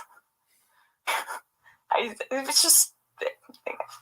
smell opportunist, and I want to flag it for people. That's his thing, though. He's maddening in that way, in that he can, on one hand, endorse and promote really, really progressive and decent and good policies, and then also do the exact opposite. And also, he does the same thing with endorsements. If you go down the list of his local endorsement races in California, like, he does the right thing, and then he goes and like endorses some random city councilor who's like a complete NIMBY and like. Yeah, same in New York, if I recall. Right, wants to like privatize the water supply in California, like stuff like that. Right. Okay, well, let me get started on this regarding that House vote first. That House vote that declared socialism, the horrors of socialism, and declared it an evil and all that. You talk about the biggest waste of time you could imagine on things in Washington to discuss. It would have been more productive to discuss the horrors and the evil of big pharma and the horrors and evils of private insurance companies causing death and misery to people on the basis of the fact that they can't afford it. That would have been more of a meaningful debate to have than the horrors of socialism, supposedly what they consider socialism. And by the way, socialism is good. It's not an evil, but and the congresswoman that made her speech of what she believes socialism is, she needs to take a basic political science course, and she needs to go and learn her history, and she needs to go. Honestly, if I could afford it, I would love to contact Congresswoman. What's her name? Maria Elvira Salazar is her name, the woman that sponsored the bill, and has say she thinks socialism is so evil. I'll be willing to buy you a plane ticket to Lisbon, Portugal, in a year around April 25th, 2024, where they'll be celebrating the 50th anniversary of the Carnation Revolution. Because let me tell you why Portugal is a democracy today. Socialism. The socialists liberated Portugal, made Portugal one of the youngest democracies in Western Europe today. And I urge each and every one of you, y'all don't know what the Carnation Revolution is. It's not discussed. Even leftists don't discuss Carnation Revolution that much. Here's an example. You know, you don't have to discuss the validity of socialism in the Soviet Union or in Cuba or socialism in Sweden or socialism in Great Britain after World War II, before Margaret Thatcher messed everything up in the 1980s, you know, or anything like that. You really want to discuss one of the best examples where socialism came along and freedom ran amok so wildly for the people. Look up the Carnation Revolution in Portugal, because Portugal was a one-party state. It was a one-party state. It was a clerical fascist state. Estado Novo was an historical was a clerical fascist state run mostly by Antonio Salazar until he died in 1970, and Martin Citino took over. And they cracked down on trade unionists. They persecuted socialists. They persecuted communists. They carried out imperialist wars against the colonies in Africa and in Asia, and they were just brutal in Portugal. No free speech, no free press, and they were just the police and the intelligence, they were called the PD. They spied on everybody, and it was kind of like Chile under Augusto Pinochet, but less efficient. And so the military called themselves the Armed Forces Movement, a squadron of army captains mostly set up what was called the Armed Forces Movement. And they were going to go and try to seize the government. And they were going to try to do it as nonviolently as possible. And weirdly enough, it went according to plan. Only 4 people died that day. And that was because of PD, the intelligence agency, kind of like their version of the CIA. And I think it's like the CIA and the FBI into one institution is in Portugal. They were like the counterintelligence, you know, and all that. They shot into a crowd and 4 people died. So, but the point I'm trying to make is that the military, the Armed Forces Movement stood up against the government, and the government collapsed. When when they were ordered to go fight against the Armed Forces Movement, the military on the government side refused to take the orders, and they walked off of their tanks, off their vehicles, and they joined the Armed Forces Movement. And the Estado Novo was finished. Pretty much. And Portugal became a democracy, a multi-party democracy, and it's one of the most free societies in the world today as a result. And yeah, I mean, and the government, you know, is a welfare state, kind of like most countries in Europe. Has the free medical care and the welfare system and everything. Has a healthy parliamentary system, and all the things that you hear me like about Europe. There's no death penalty and all that. And it's a wonderful country, wonderful people, and even the government, the people who were oppressing the people. The Armed Forces Movement did not persecute these people or executed them. They exiled them into Brazil. I mean, that's the kind of thing, and I'm going off about the socialism thing in relation to Portugal, but it relates to this story here on Majority Report. The lady that came up with the resolution in Congress doesn't know what socialism is, and I just gave one of the best examples. And what I gave right there is the furthest thing from the horrors of socialism. Ro Khanna should know better than this. Ro Khanna is supposed to be one of the better members of the U.S. House of Representatives, with better positions on things like Medicare for all and, supporting Bernie Sanders in 2016 and 2020.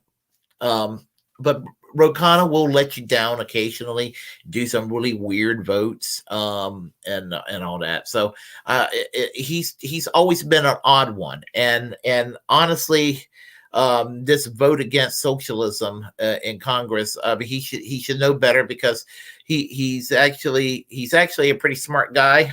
I'm a little dubious about him, but I concur that he is a smart guy.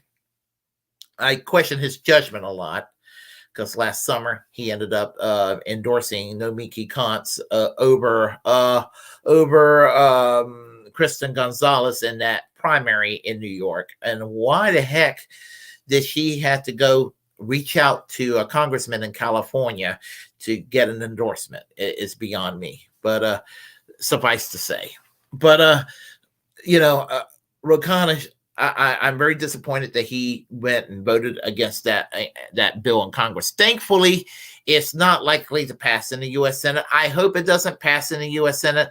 It has to pass in the U.S. Senate for it to become the law of the land, and I guess that means it has to be signed into law by Joe Biden. So hopefully that they will see this bill as just crap and not even put it to a vote, or I don't think they'll vote against it, but hopefully it will not even be passed for a vote in the U.S. Senate. So, but even if it was to be passed as a bill in the U.S. Senate and then signed into law nationally by President Biden, the Republicans will still call Joe Biden and the Democrats socialists anyway.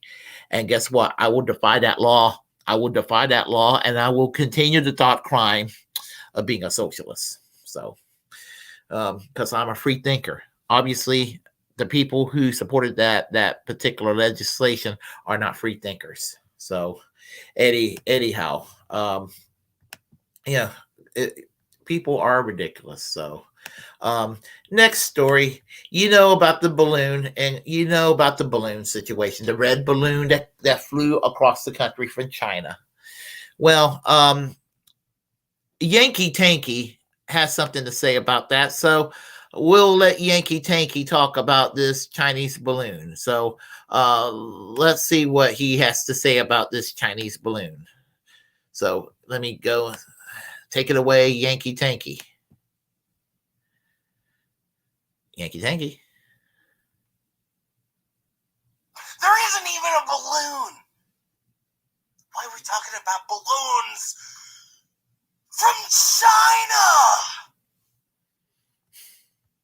There isn't even a balloon. Why are we talking about balloons from China? There isn't even a balloon. Why are we talking about balloons from China? Well, it came from China, but I see what he's saying. He's talking about the ridiculousness of this balloon, that people acted like the sky was falling. They acted like the sky was falling with this balloon. I don't think there was anything to this balloon.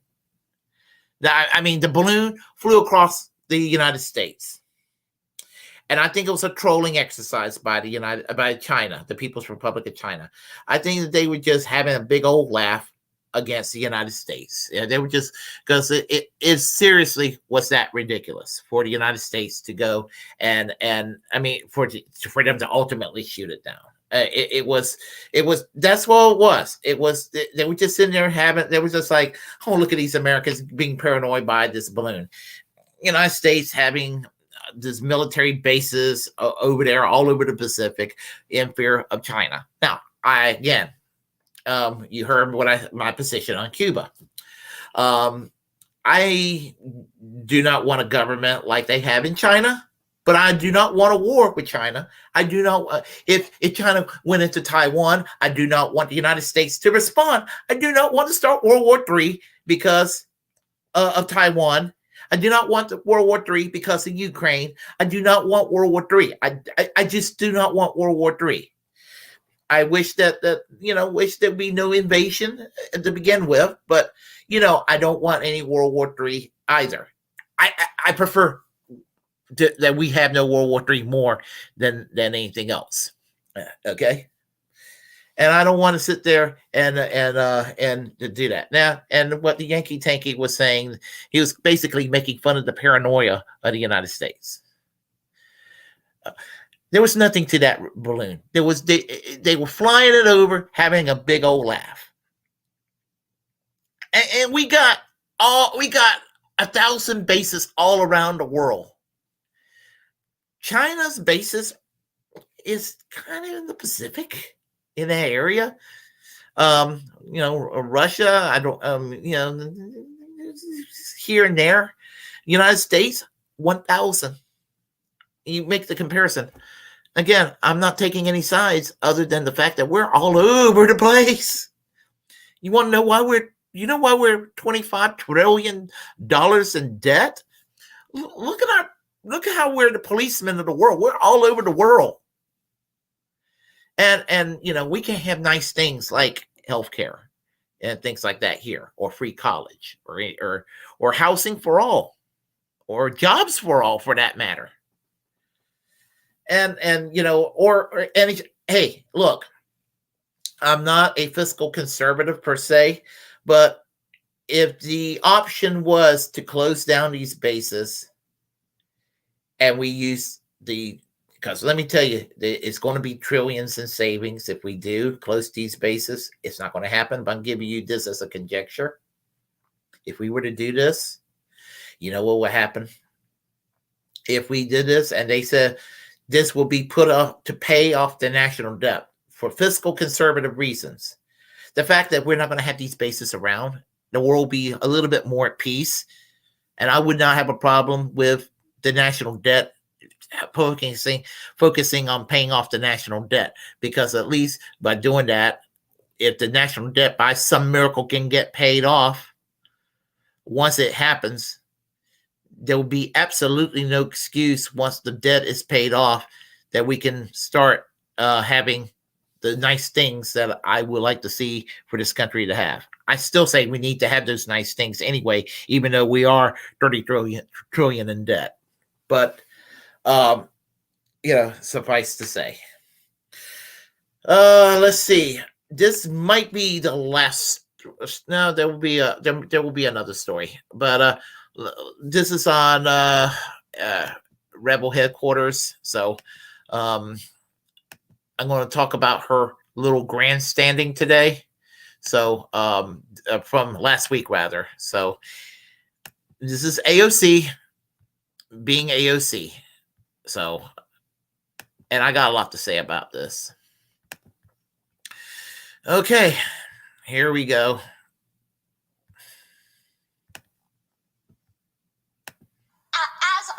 As a fellow New Yorker, I think one of the things that we should talk about here is also one of the disgusting legacies after 9/11 has been the targeting and racism against Muslim Americans throughout the United States of America. And this is an extension of that legacy. Consistency, there is nothing consistent with the Republican Party's continued attack except for the racism and incitement of violence against women of color in this body. I had a member of the Republican caucus threaten my life, and you all and the Republican caucus rewarded him with one of the most prestigious committee assignments in this Congress. Don't tell me this is about consistency. Don't tell me that this is about a condemnation of anti-Semitic remarks when you have a member of the Republican caucus who has talked about Jewish space lasers and an entire amount of tropes, and also elevated her to some of the highest committee assignments in this body. This is about targeting women of color in the United States of America. Don't tell me, because I didn't get a single apology. Time has expired. My life was threatened. Thank you. I'm Rayvana, and welcome back to You see the way she just smacked that little book on the podium? Like, I am mad now because I am AOC. Now, okay. Part of what she says is true. Part of it is theatrics and grandstanding. Low-hanging fruit to sit there and blame Republicans And when she blames Republicans, she's largely correct. I say that now that that I'm being critical of AOC, even when she goes off on the Republicans, she's still correct. I'm still not that impressed. It's just the easiest thing to do. I mean, this sort of thing would impress me maybe even 2 years ago. This would have impressed me. Oh my God, how powerful she is. Powerful speech. Not impressed. I mean, it's true what she says. I mean, Ilhan Omar only talked about AIPAC as being kind of corrupt. Oh my God, she's anti-Semitic, according to some people. Marjorie Taylor Greene talks about Jewish space lasers from outer space shooting laser beams into the forest, causing forest fires. Maybe I'm a little crazy, but I think that what Marjorie Taylor Greene has to say is a little more anti-Semitic and crazier. But, again, she was pulled off of the committee. It was a lot of political theater at the end of the day.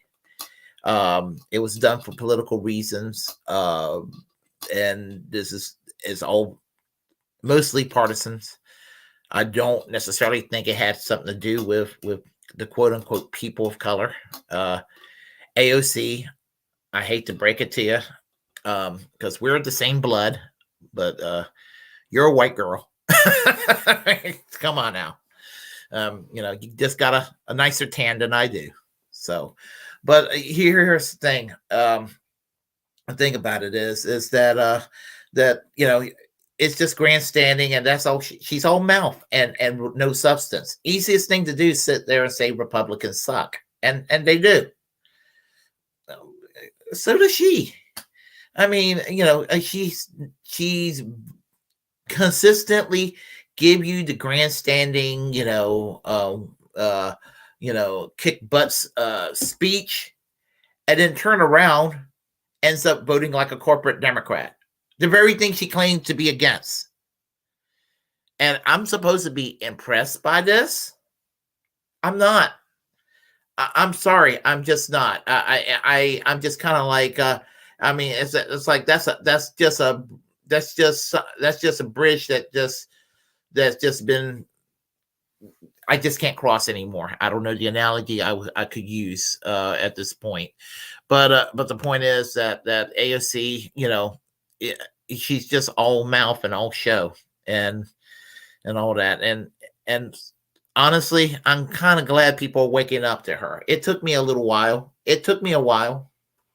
And so right now I'm well aware of what a little sellout she is, and it seems like she's just like just an immature brat at this point. That's what she is. I mean, I don't want to say that about her. I wanted her to go in there and to cause a ruckus, to cause them to have a migraine, to make their lives uncomfortable, to make them feel uncomfortable, shall I say. That's the term I'm trying to use. To make them feel uncomfortable. But, she joined the club. And so, they allow her to do her little grandstanding now. Now she's had her life threatened, and she's been stalked and harassed by Marjorie Taylor Greene and everything. And so, and then people are saying that she's a coward because she won't debate Marjorie Taylor Greene. I wouldn't debate Marjorie Taylor Greene either if I was AOC, simply because Marjorie Taylor Greene's been harassing her.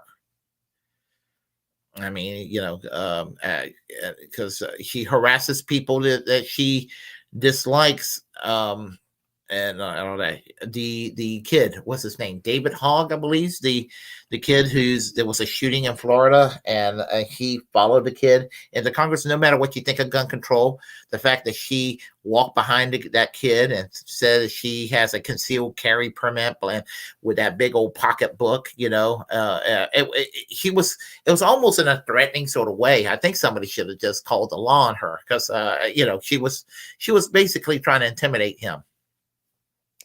And that's what it comes down to. So just kind of like AOC, as far as the difference between AOC and Marjorie Taylor Greene at this point is that I think that Marjorie Taylor Greene is in my opinion, I do think she's a violent person, has a violent streak in her. I don't think AOC does, but what they do have in common is that they're in the middle of the spotlight, and they got a camera in front of them every moment you can imagine. And the fact they got a camera in front of them every moment, stupidity comes out of both of their mouth. I mean, it's nothing's uttered but absolute stupidity these days. And frankly, they're becoming one and the same at this point. I mean, the only thing is that I hate to say that because I absolutely despise Marjorie Taylor Greene.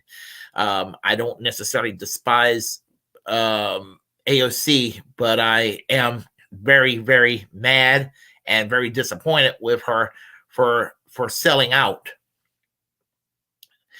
And I wouldn't care if she was defeated. She's not going to be defeated in that district in New York. It's the 14th congressional district in the Bronx. And I hate to quote Nancy Pelosi, but she's correct when she said a glass of water could win as a Democrat in that district. And she is correct when she said that. She's absolutely correct. So anyway, again, not impressed, but that's how it is. So let me go ahead and with a final story, and then we'll wrap things up. But to let y'all know that we do have super chats on KRTD Media. So if you feel compelled and generous enough to whatever you can donate, please do so. You're helping out corporate media. So the final story is Scott Ritter and from Richard Medhurst. So we'll play the Richard Medhurst video right now. Hopefully no hold on a second here. Give me a moment. There we go. As soon as this thing gets sets up. Hold on a moment here. Okay, we're good. For me, I think it's disgusting that there is no kind of awareness, given how many Soviets, as you said, heroes died. So 27 million. I think it was split halfway civilians and servicemen, which is ridiculous. Like an entire generation wiped out, and then the Holocaust. And this brings me to something else that just a few days ago, Auschwitz. They had the yearly commemoration, and the Russians who liberated the camp were not invited. I mean, what was your reaction to that? Mine was disgust. Yeah, it's. And remember when we talk about the liberation of Auschwitz, this wasn't a walk in the park. The Soviet soldiers that were fighting their way towards, fighting. I guess they had just liberated Krakow. And now they're moving west. They didn't know the camps were there. They were engaged in heavy combat with German defenders. In the day that they liberated, that they liberated Auschwitz, 261 Soviet soldiers were killed in that immediate vicinity. That's an indication that there was war going on. So it's not as though they just walked in and said, "Oh, look." I mean, they're in the midst of combat when they came upon this camp, and they still found a way to surge humanitarian relief in to try and care for, the 7,500 remaining survivors. Right. And so important was that day. So important was that day that it was decided that that's going to be the day. The liberation of Auschwitz would mark Holocaust Remembrance Day, when the world is supposed to stop and lower their heads and vow never again. And yet, now we have the curators of the Auschwitz Museum Memorial barring the Russians from participating in support of a Ukrainian government that is filled to the gills with Nazis who revere a man whose followers killed Jews, maybe were involved in guarding Auschwitz. I just can't even begin to fathom it. I mean, again, I want to, I don't want to inflict harm. I'm becoming less violent as I get older, but Germans need to be lined up against the wall and have somebody in their face re-educating them about the stupidity of these actions. And I don't tolerate Germans saying, what can we do? We don't support this. What can we do? Get out of your house, scream at the top of your voice, surround the Bundestag, again, lay down on railway tracks to stop the tanks from moving, surround the factories that are building the tanks, and condemn the Poles and everybody else. Defund Auschwitz. I mean, here in the United States, when we see, police departments behave improperly, people shout, defund the police. Well, maybe in order to have Auschwitz Memorial wake up, defund it. Stop sending money until they beg forgiveness from the Russians, and the Russians give them forgiveness. Because Russia is the one who liberated Auschwitz. Okay. Always remember that, folks. Russia was forbidden from commemorating the memories of Auschwitz, and Auschwitz was liberated by the Soviets. Always remember that. And so there it was with the Soviets liberating Auschwitz, and because of the war going on between the Ukraine and Russia, that they have disinvited Russia from participating with commemoration of the liberation of Auschwitz. And it's just kind of an insult to the memory of those that perished in the Holocaust. It's making a mockery of it. And like Scott Ritter said, and here's the thing about Scott Ritter, he's controversial in the sense that, and I'm not going into detail, he's done prison time for a crime that he may or may not have committed. Because what he was accused of was around the time of the Iraq War was beginning. And so just consider it sus in the timing. He was a weapons inspector, and he basically, as a UN weapons inspector, told the world that Saddam Hussein had no weapons of mass destruction. Tony Blair and Bill Clinton did not want to believe that. They rather believe Foreign Minister Benjamin Netanyahu in Israel at the time than to believe Scott Ritter. And Scott Ritter basically told the truth to the world. There were no weapons of mass destruction. And guess what? They didn't listen to Scott Ritter. 1 million Iraqis died needlessly. Regarding Auschwitz, he's right. You got tanks being sent to the Ukraine. It's like they're trying to do everything they can, NATO, to try to start World War III. It's not going to end well, folks. And he is going to be speaking at Rage Against War Machine next Saturday. Just thought I'd let you know. So I hope to see y'all there at the event. So I just thought I shared that story right there with you. I'm getting pressed with time here, so we'll talk on the chat line real quick. Snipe Hunter, hello, how are you? Let's see, hello and hello. They also export great cigars and rum regarding Cuba. Jimmy, hey Jimmy, how are you? People have weight problems because of all the crap that they put in our foods. That is so correct. That is correct. Great point. Can't wait to see you, Warren, tonight on The Secret Show. Let's see. It's a woke world. That's so true. Snipe Hunter. No, I just ate too much and it was full of crap, says Snork Y2K. Yeah, well, I ate plenty too tonight. Hey, fun folks. Hey, Warren, how are you? Let's see. Laughing out loud. Ha ha ha. Voices are killing me. That's my voice of Mitch McConnell, I presume. John, I know you. Yeah, Bernie never had a chance. Nobody wanted him. Okay, we had that argument at work before. I like Russell and Keaton. Good guys, said Warren. Yeah, they're good guys. They are. See, Bernie was a bad joke, said. We talked about that, John. See, 2024, vote for Happy Fee. And, oh, yeah, Claire's an inside joke, folks. Let's see. Clarentarial change is what we okay, that's fine. All right, folks, listen, I'm going to sign off very quickly here. I got some editing work to do here on my computer and all that. So and until next week, I'm not sure. I actually am not sure I'm going to be doing a show next week, because next Saturday I should be getting into DC. So if I do it, it will be from my hotel. If I don't, I guess I'll see y'all in 2 weeks, or we'll see what happens. So we'll see what happens there. So anyway, I will sign off right now. I'm going to say, if you like what you heard, please press like and comment. If you disagree, we'll have a conversation.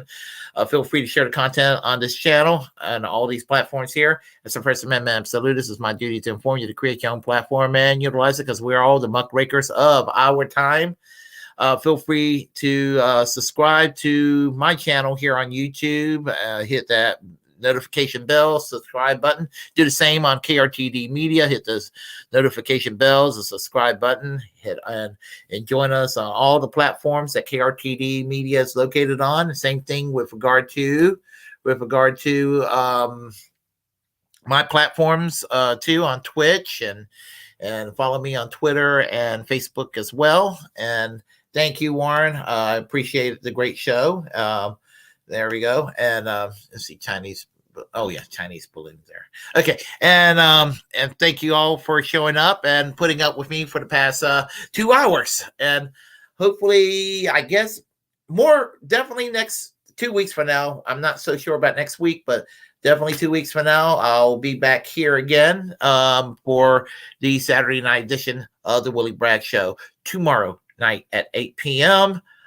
Jimmy Sunderland and myself will be co-hosting. We're going to be doing our discussion on my show. So be here at 8 p.m. tomorrow night on the Willy Bragg Show at 8 p.m.